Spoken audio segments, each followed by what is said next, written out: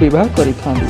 विवाहर गोटे दिन पर कहीं से विधवा हो जाती। यही विषय जाना हेले आमको जावाक पड़ो बहु पुरातन इतिहास महाभारतर कहानी को। एकदा द्रौपदी सहित होइतिबा विवाह शर्त उल्लंघन करने कारण अर्जुन को निज राज्य निष्कासित हो तीर्थयात्रा करने को पड़ता।